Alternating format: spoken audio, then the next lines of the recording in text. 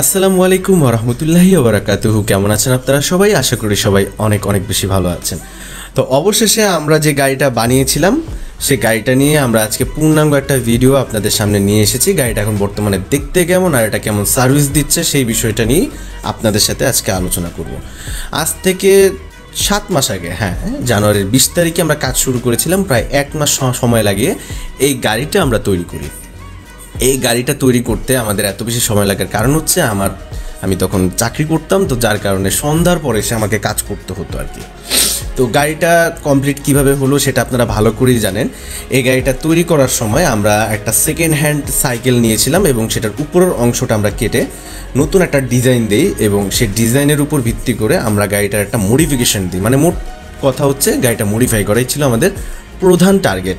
তো গাড়িটা এমন একটা লুক দেওয়ার আমরা চেষ্টা করেছি যেন এটাকে না সাইকেল না বাইক, এমন একটা স্ট্রাকচারে এটাকে রূপ দেওয়া যায় আর কি। তো গাড়িটাতে আমরা যতটুকুই সম্ভব আমরা এটাতে মডিফিকেশন করার চেষ্টা করেছি।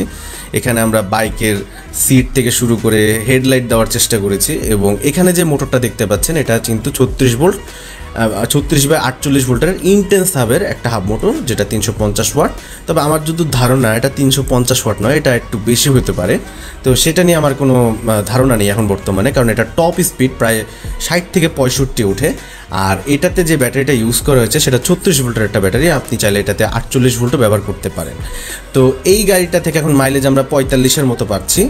তো এই ছিল আজকে এই পর্যন্তই। গাড়িটা বিষয়ে আপনাদের মতামত কী এবং পরবর্তীতে কীরকম ধরনের গাড়ি আপনারা দেখতে চান আমাদের হাতে বানাতে সেটাও দেখতে পারবেন।